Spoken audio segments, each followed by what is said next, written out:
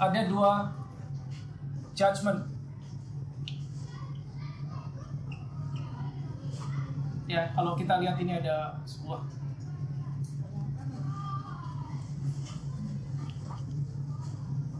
ada kursi lah, katakanlah kursi. Anggap aja ini kursi.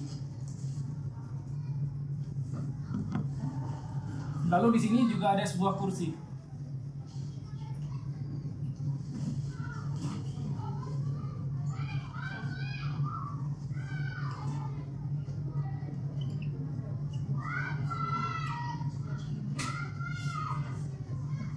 Nah, kita akan bahas yang ini.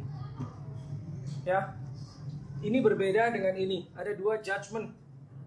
Judgment ada dua atau ada dua pengadilan. Yuk, kita buka di 2 Korintus 5 ayat 10. 2 Korintus 5 ayat 10. Versi bahasa Indonesia, silakan. 2 Korintus 5 ayat 10, versi bahasa Indonesia. Please. Anyone read? Sebab kita semua harus menghadap tahta pengadilan Kristus, supaya setiap orang memperoleh apa yang patut diterimanya, sesuai dengan yang dilakukannya dalam hidupnya ini, Ya. baik ataupun jahat. Kita semua harus menghadap tahta pengadilan Kristus. judgment seat of Christ. Jadi ada dua judgment, saudara perhatikan. Yang ini, great white throne, tahta putih besar, great white throne. Ya, yang saudara lihat di timeline. Lalu di sebelah sini ada KPK.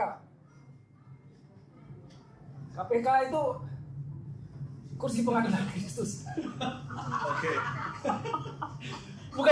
bukan KPK seperti yang saudara, atau judgment seat of Christ. Nah, ini kita materinya ini, minggu depan kita materinya ini, karena dua-duanya pengadilan, dua-duanya judgment. Nah, tapi saudara harus tahu bedanya apa ini sama ini. Tadi dibacakan di 2 Korintus 5 ayat 10, setiap kita harus menghadap, apa tadi, boleh sekali lagi yang lebih keras? Sebab kita semua harus menghadap tahta pengadilan Kristus. Ya, untuk apa? Supaya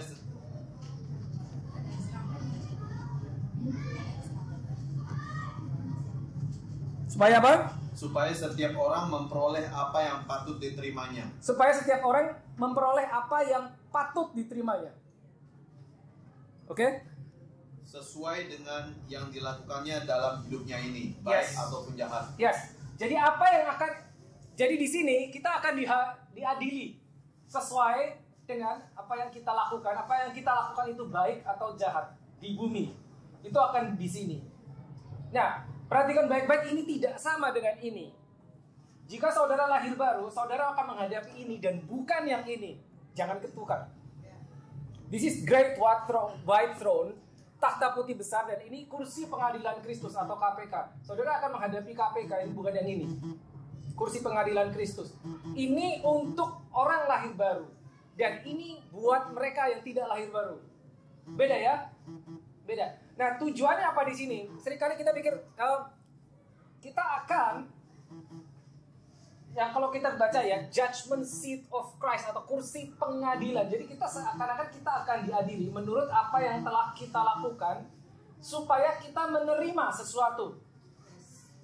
Oke, nah saudara, kalau bayangkan judgment atau pengadilan, itu biasanya sesuatu orang diadili supaya dia menerima atau diadili untuk mendapatkan hukuman sesuai dengan tindakan dia. Tapi yang kita lihat di sini, yang akan kita hadapi, kursi pengadilan Kristus ini bukan sebuah hukuman.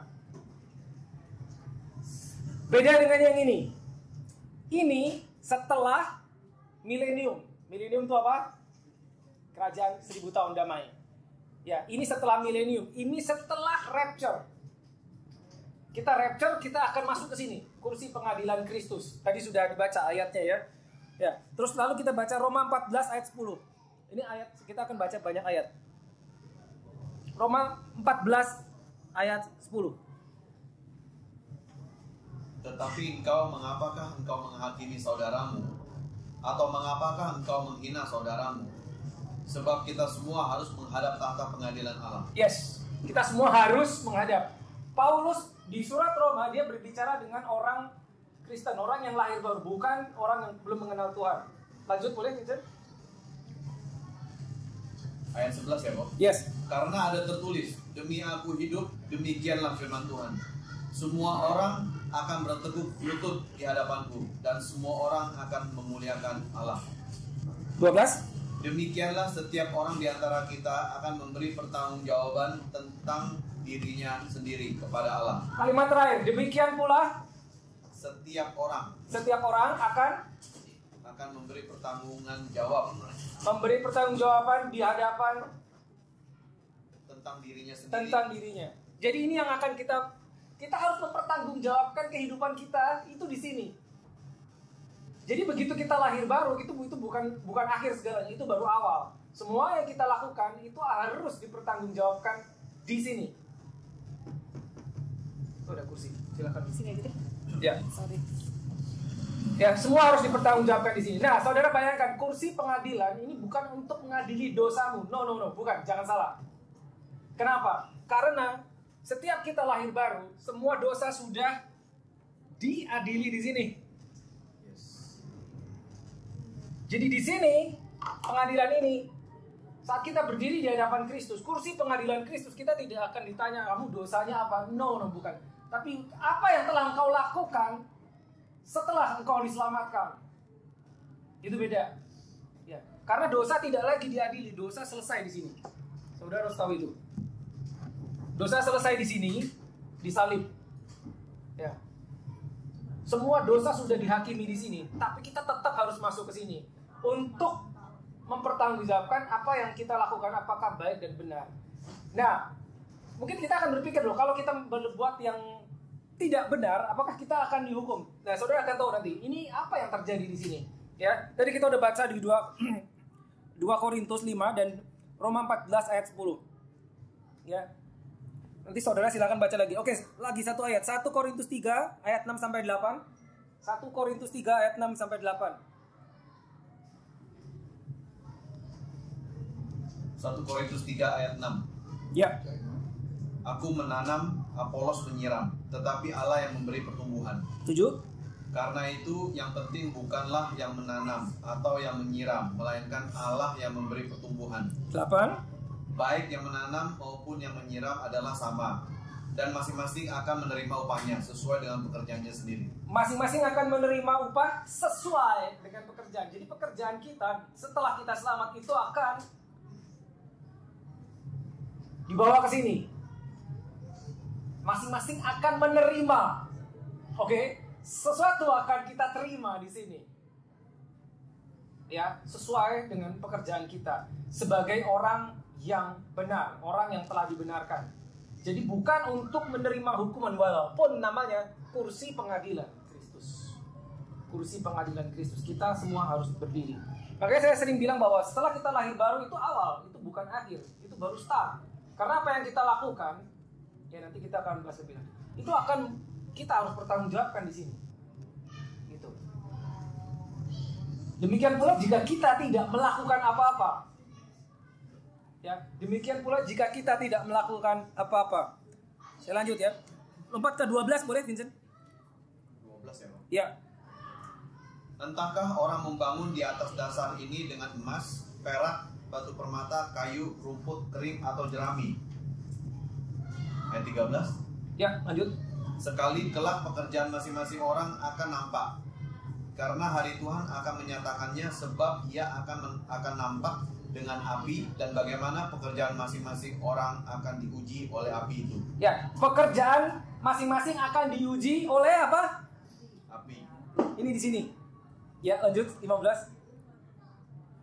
14. Jika pekerjaan yang dibangun seseorang tahan uji. Nah, perhatikan baik-baik. Jika pekerjaan yang kita lakukan di bumi tahan uji, maka ia akan mendapat upah. Mendapat apa? Upah, reward. Jadi ada reward yang kita akan terima di sini. Lanjut. Jika pekerjaannya terbakar, ia akan menderita kerugian. Ya. Tetapi ia sendiri akan diselamatkan, tetapi seperti dari dalam api. Oke. Ya. So hopefully saya tidak miss ya.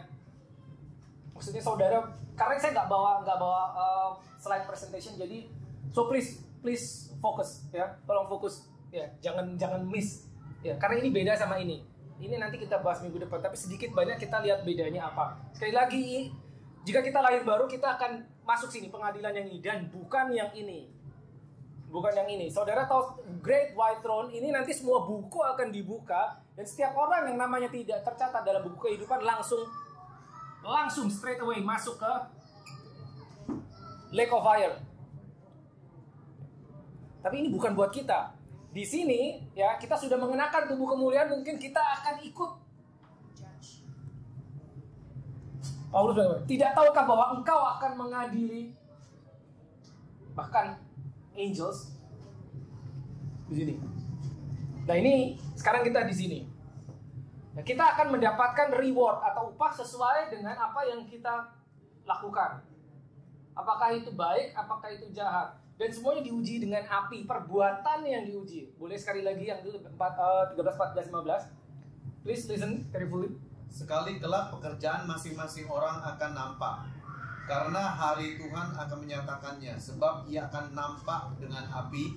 Dan bagaimana pekerjaan masing-masing orang akan diuji oleh api itu. Ya. Lanjut. Jika pekerjaan yang dibangun seseorang tahan uji, ia akan mendapat upah. Jika pekerjaannya terbakar, ia akan menderita kerugian, tetapi ia sendiri akan diselamatkan, tetapi seperti dari dalam api. Yes. Ya, saudara tangkap ya. Nah, termasuk jika kita tidak melakukan sesuatu. Karena sesuatu harus diuji di dalam api, dikatakan demikian.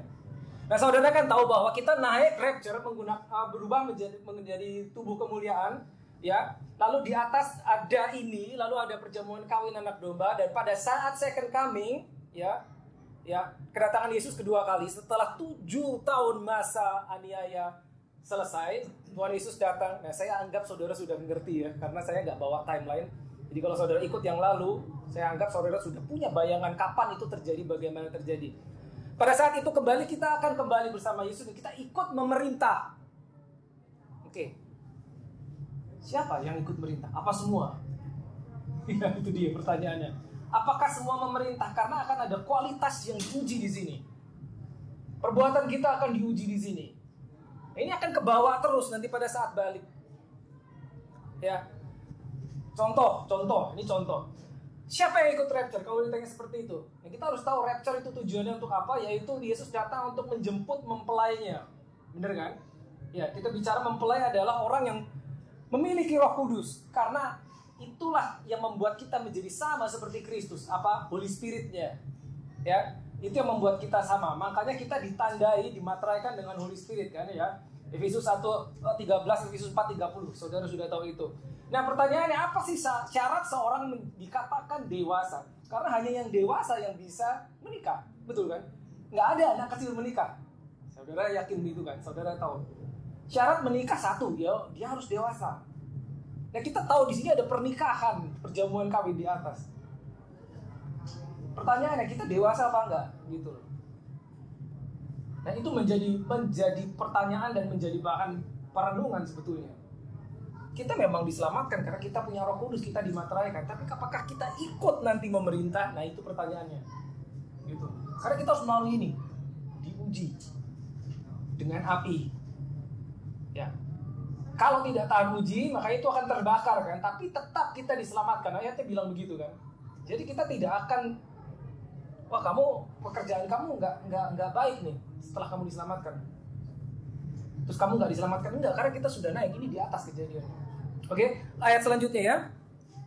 Kolose 3 ayat 23 sampai 25. Kolose 3 ayat 23 sampai 25. Apapun juga yang kamu perbuatlah dengan segenap hatimu seperti untuk Tuhan dan bukan untuk manusia. Lanjut. Kamu tahu bahwa dari Tuhanlah kamu akan menerima bagian yang ditentukan bagimu sebagai upah. Kristus adalah Tuhan dan kamu hambanya. Ya. Barang siapa berbuat kesalahan, ia akan menanggung kesalahannya itu karena Tuhan tidak memandang orang. Ya, saya bacakan yang versi bahasa Inggris sedikit lebih jelas. Kolose 3, 23 sampai 25. 24 saya langsung lompat. Knowing that from the Lord you will receive the reward. You will receive the reward of the inheritance, for you serve the Lord Christ. you serve the Lord Christ. Kita melayani pekerjaan Tuhan. Gitu.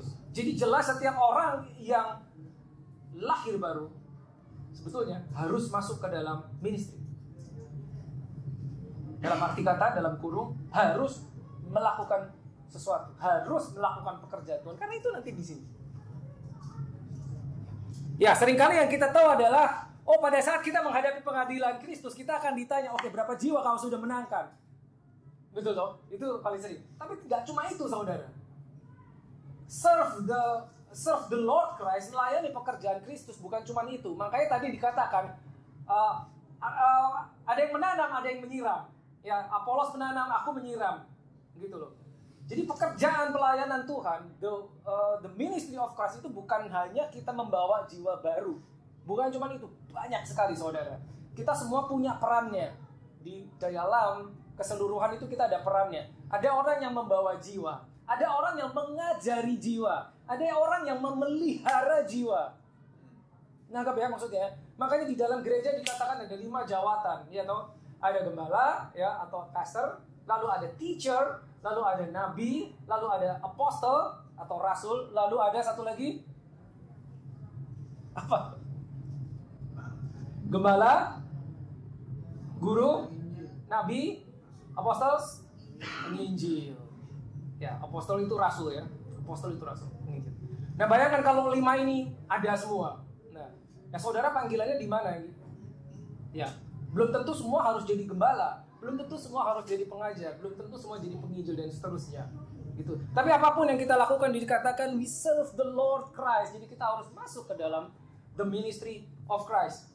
Ya, itu penting sekali karena kita akan menerima sesuatu. Nah, the problem is banyak orang yang begitu lahir baru menganggap itu selesai. Sehingga hanya diam saja, tidak ngapa-ngapain. Yang pokoknya saya lahir baru, terus ya mati masuk surga. Everything is good, pokoknya ya udah santai-santai, diam-diam aja, nggak ngapa-ngapain. Tapi ternyata tidak seperti itu, saudara. Meskipun kita lahir baru, kita dimateraikan dengan Roh Kudus, kita mendapat materai ditandai bahwa kita milik Kristus, ya. Efesus 1:13, Efesus 4:30. Tapi kalau kita tidak melakukan sesuatu, nanti ngapain kita di sini gitu loh? Kita akan diuji, pekerjaanmu apa gitu. Ya, dalam kursi pengadilan Kristus. Nah, ini penting sekali. Oke, lanjut ya. Matius 25 ayat 37 sampai 40 tadi udah belum? Belum ya? Ya, Matius 25 ayat 37 sampai 40. Maka orang-orang benar itu akan menjawab dia. Katanya, Tuhan, bila manakah kami melihat engkau lapar dan kami memberi engkau makan, atau haus dan kami memberi engkau minum? Bila manakah kami melihat engkau sebagai orang asing dan kami memberi engkau tumpangan, atau telanjang dan kami memberi engkau pakaian? Bila manakah kami melihat engkau sakit atau dalam penjara dan kami mengunjungi engkau? Dan raja itu akan menjawab mereka, aku berkata kepadamu. Ya, ini penting, next ya. Sesungguhnya segala sesuatu yang kamu lakukan untuk salah seorang dari saudaraku yang paling hina ini, kamu telah melakukannya untuk aku. Ya, kalimat terakhir. Sesungguhnya apa yang kau lakukan untuk saudaramu yang paling hina itu, kau melakukannya untuk aku. Ini Yesus yang ngomong. Saya tanya sekarang sama saudara. Pertanyaan. Kapan terakhir ke saudara menolong orang miskin? Bukan orang yang saudara kenal.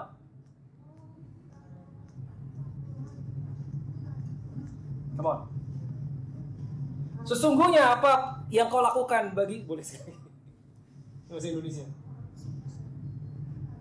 Sesungguhnya yang mana? Yang terakhir ya, ayat yang tadi dan raja itu akan menjawab 40 ya.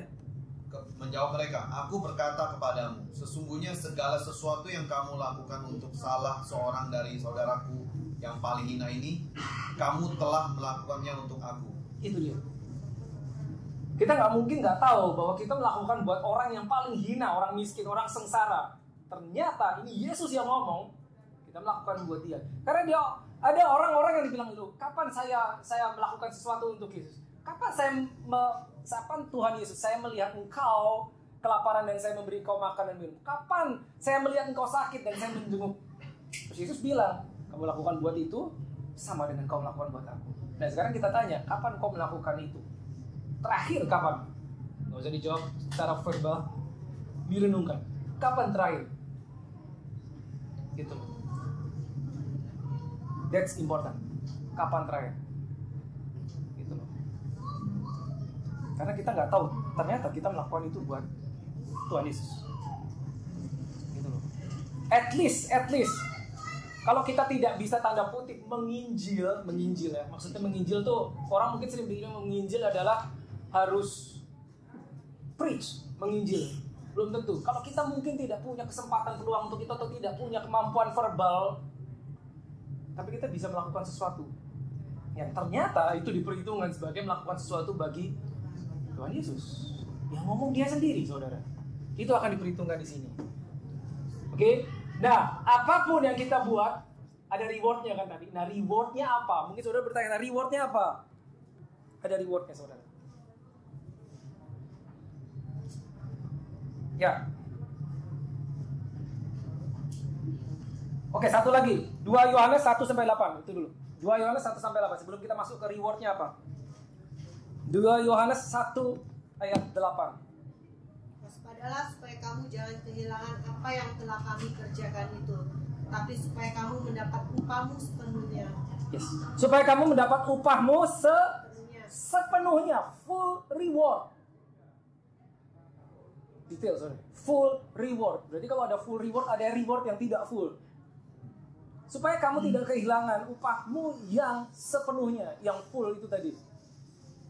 Oke. Nah, saudara tahu ada 5 mahkota. Apa itu? Di buku saudara pasti ada. Ya. Kehidupan, kebenaran. Ya, coba sebutkan apa? Mahkota kehidupan. Mahkota kehidupan. Mahkota kebenaran. Mahkota abadi. Mahkota sukacita. Mahkota sukacita. Satu lagi? Kemuliaan. Ini itu reward, saudara. Makanya engkau diberi mahkota, engkau diberi reward, diberi crown. Nah, ada mahkota kehidupan, ada mahkota kemuliaan ya, the crown of righteousness, the crown mahkota abadi dan seterusnya, ada 5 tadi yang kita udah sebut. Ya, ya. Itu ada kategorinya. Siapa yang bisa mendapatkan mahkota kehidupan? Kalau saudara baca buku saudara akan tahu. Baik, kita lihat. Tahan uji dan setia mengikuti Yesus. Itu yang mana? Dari mana dulu? Kehidupan. Mahkota kehidupan. Tulis ya.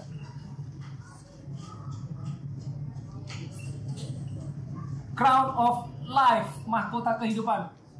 Kita dulu baca dulu ayatnya. Oke, kita buka Yakobus 1 ayat 12.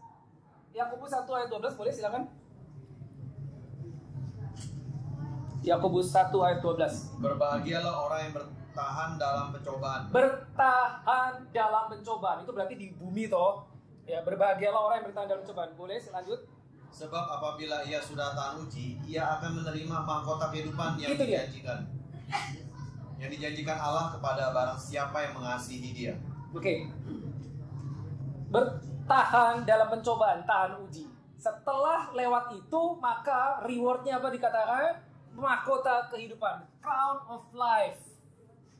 Nah, itu masih ada satu lagi. Revelation 2:10 ya. Kita Wahyu 2 ayat 10.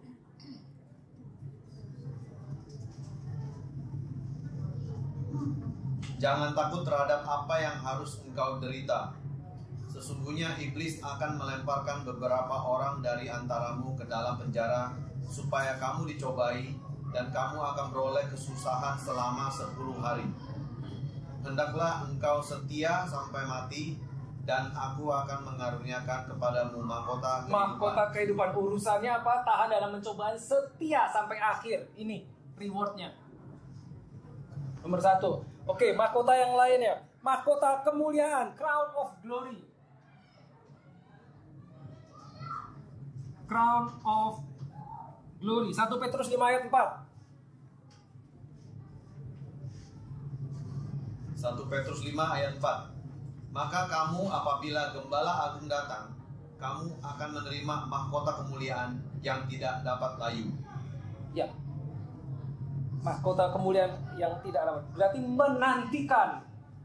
Ya, orang yang setia menantikan. Wait for the Lord. Ini rewardnya. Mahkota kemuliaan. Ya kan? Lanjut. Another crown. Crown of glory tadi udah. Crown of life. lalu mahkota yang righteousness, crown of righteousness. 2 Timotius 4 ayat 8. Crown of righteousness. 2 Timotius 4 ayat 8. Sekarang telah tersedia bagiku mahkota kebenaran yang akan dikaruniakan kepadaku oleh Tuhan, Hakim yang adil dan pada harinya. Tetapi bukan hanya kepadaku, melainkan juga kepada semua orang yang merindukan kedatangannya. Merindukan kedatangannya. Ya. Nanti kita recap. Oke, mahkota kebenaran sudah, mahkota kemuliaan sudah, mahkota kehidupan. Lalu mahkota, kalau bahasa Inggrisnya incorruptible crown, bahasa Indonesia mungkin mahkota abadi. Atau di buku saudara bilang apa? Abadi. Ya, mahkota abadi ada. 1 Korintus 9 ayat 25. 2 Korintus. 1. Di buku 2 Korintus. Coba baca 1 Korintus coba.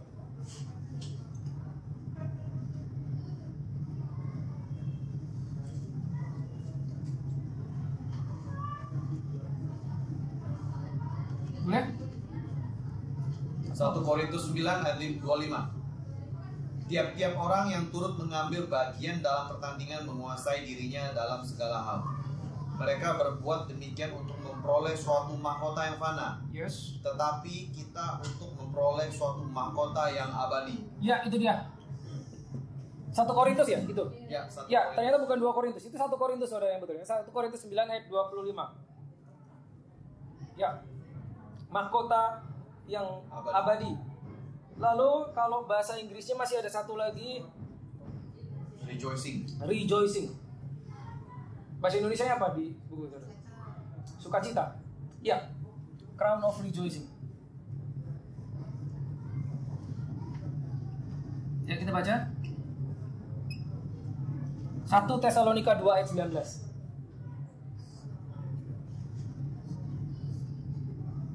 Sebab siapakah pengharapan kami atau sukacita kami atau mahkota kemegahan kami di hadapan Yesus Tuhan kita pada waktu kedatangannya kalau bukan kamu? Ya. Ini 5 ini reward. Ya, ini buat orang percaya. Ya. Oke. Recap. Mahkota abadi atau kekal, ya, itu bagi mereka, ya, yang menghidupi iman Kristen mereka tanpa kompromi. Saya rasa di buku saudara sudah ada ini, hanya bedanya ini yang bahasa Inggris. Saya terjemahkan dari bahasa Inggris. Lalu mahkota kebenaran, crown of righteousness, ya, bagi mereka yang menantikan dengan setia kedatangan Tuhan, ya, mungkin sedikit beda ya terjemahannya di buku. Lalu mahkota kemuliaan bagi mereka yang faithful, setia di dalam service, ministry yang Tuhan telah percayakan kepada kita.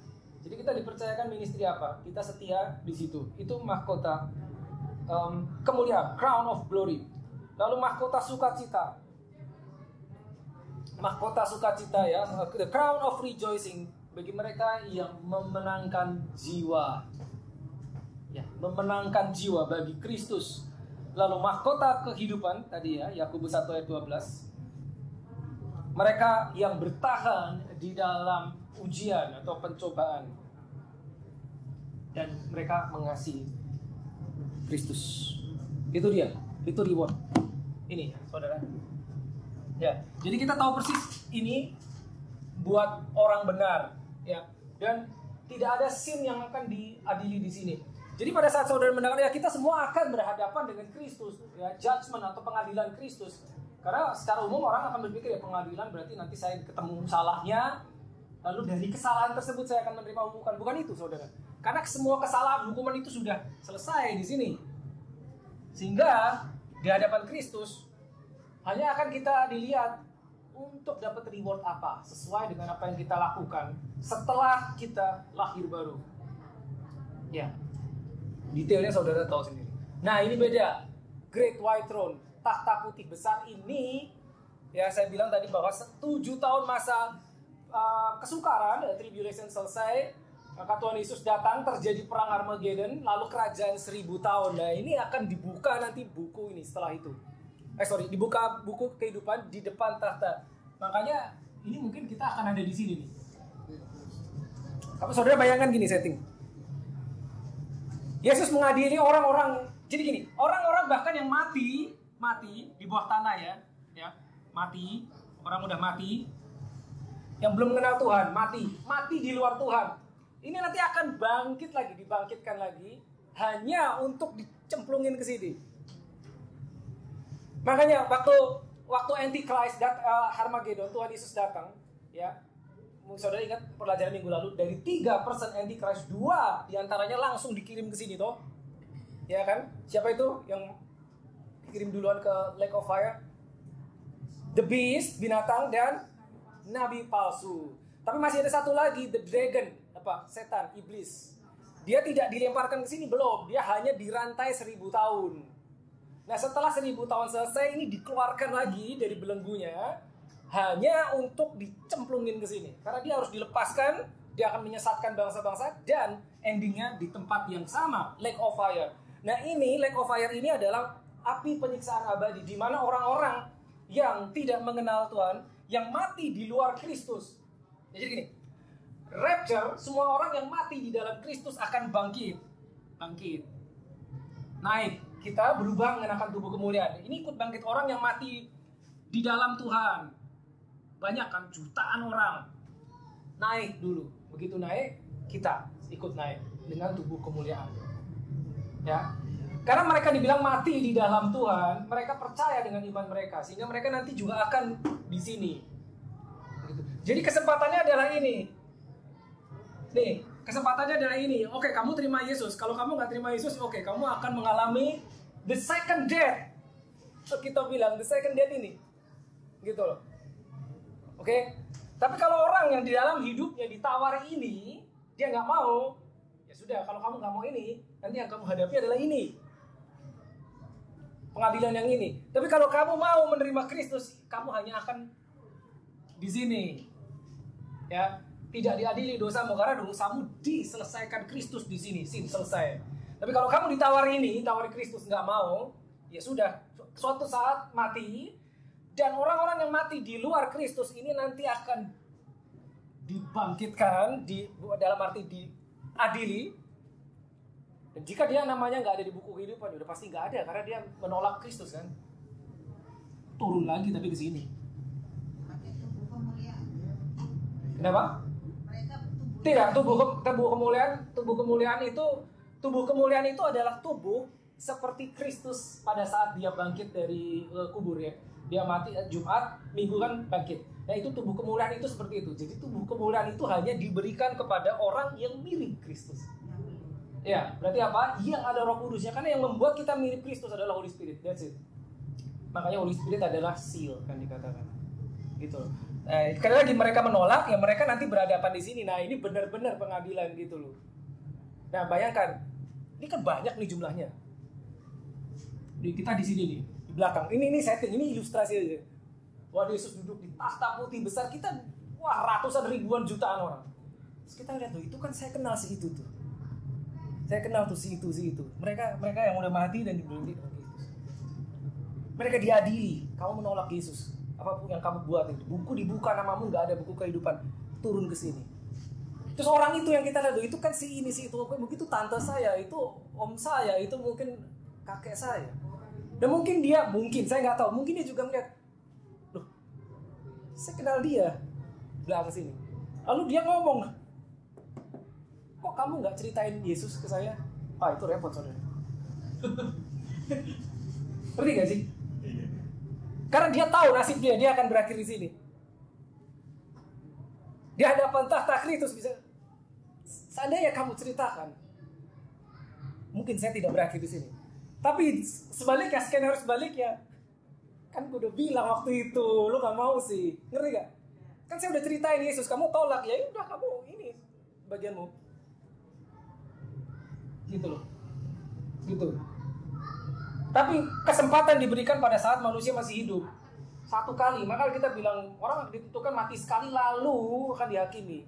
Tapi ada yang namanya second death. Ini, ini penyiksaan. Sudah, karena selamanya di sini bareng sama si itu tadi. nabi palsu segala, the beast sama iblis masuk sini barengan. Nah, bisa dibayangkan itu skenarionya. Tapi ini terjadi di dua era yang berbeda gitu loh. Ini setelah rapture kita akan di sini ya, bukan untuk dihakimi dosa kita, tapi untuk menerima reward gitu loh.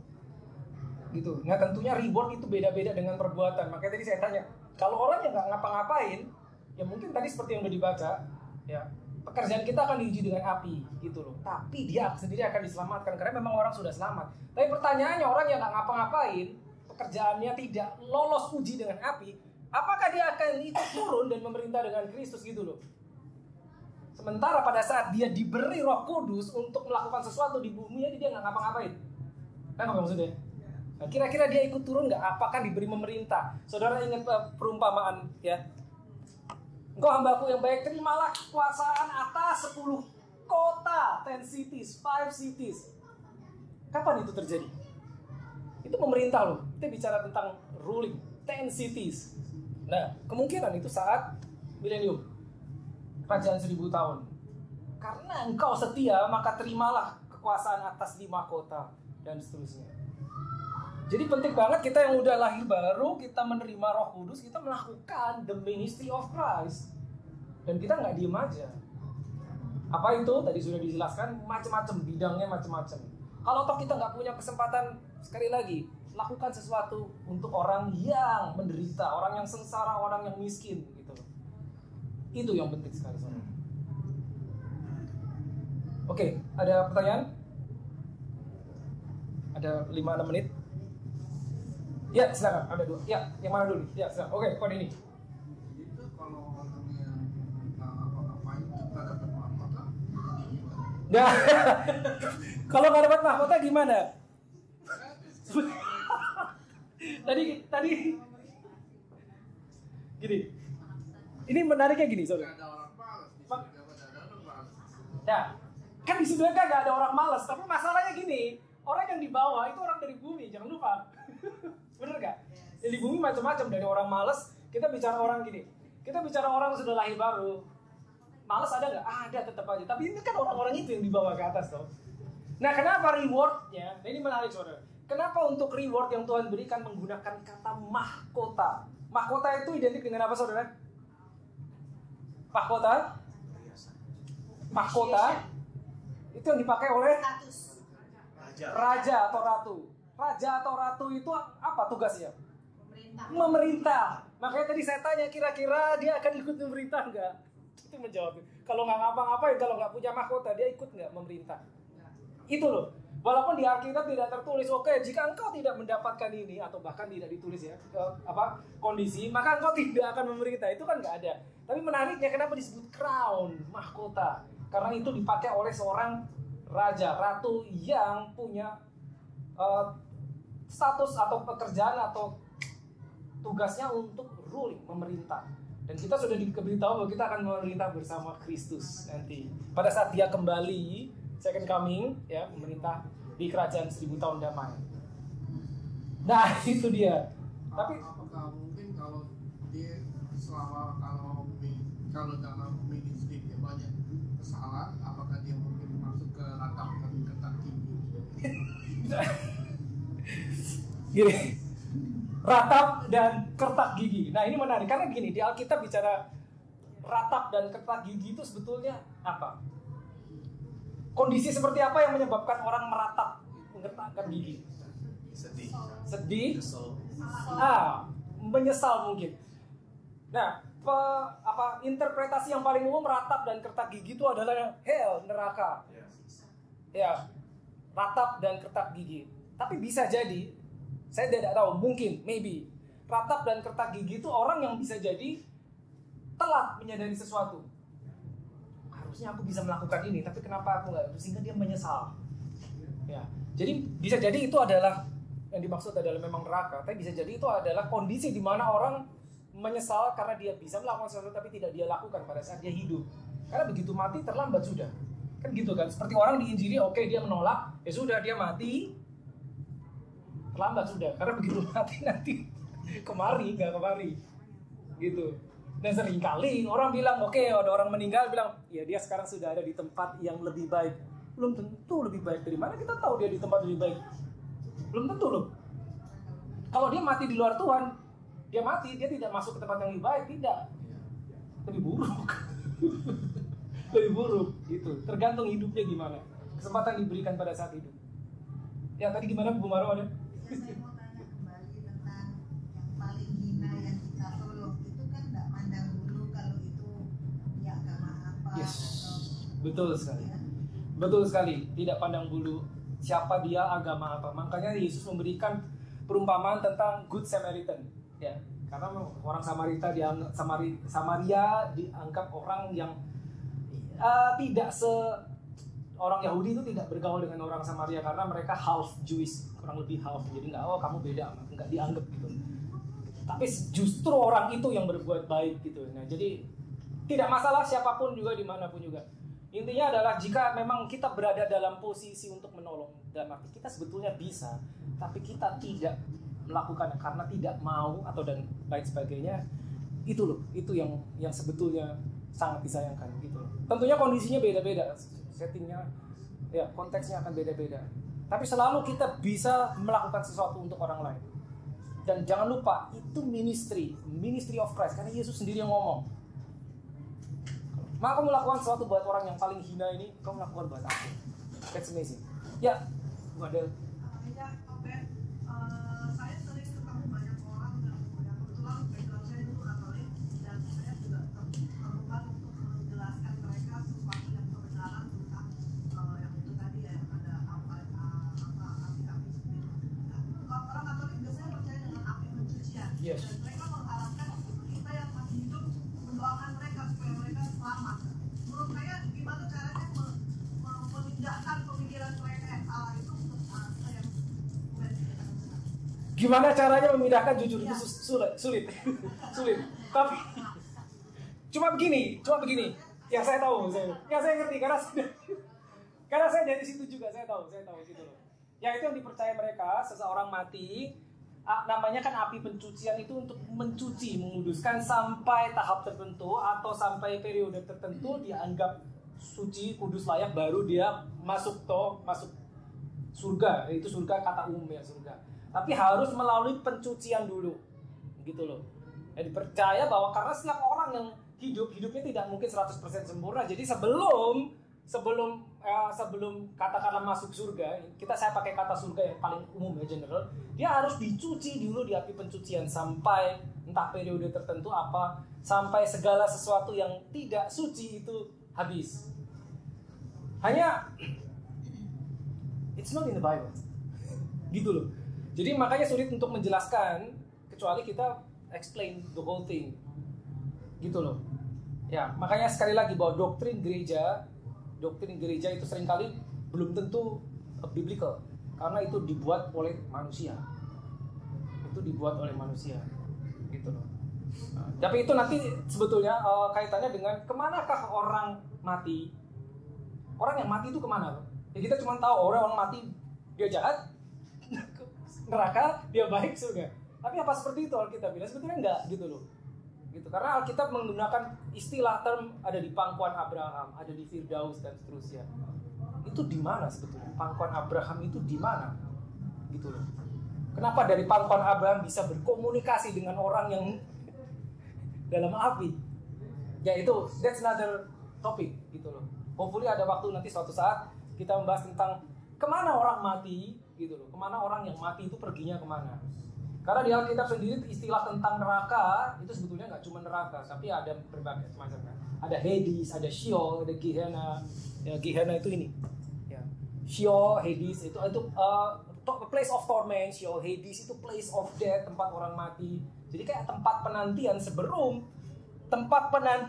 sebelum dia nanti diyakini lalu dicemplungin lagi. Kalau orang benar ada kayak tanda kutip tempat penantiannya juga yang namanya pangkuan Abraham, ya kan? Nah seperti itu di mana sebetulnya? Itu panjang, jadi itu mungkin nanti satu seri sendiri. Ya. Itu ini saja. Oke, jadi ini yang akan kita next week kita coba masuk ke sedikit detailnya mengenai ini, ya.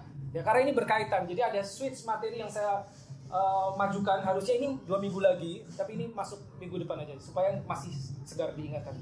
Ya, sorry saya nggak bisa bawa timeline hari ini karena nggak ada proyektor, tapi selalu ingat bahwa kita belajar ini saudara harus ingat-ingat timeline di mana. Karena kita akan ngomong terus, oke ini nanti kejadian di mana, setelah apa, jadi harus ingat terus. Oke.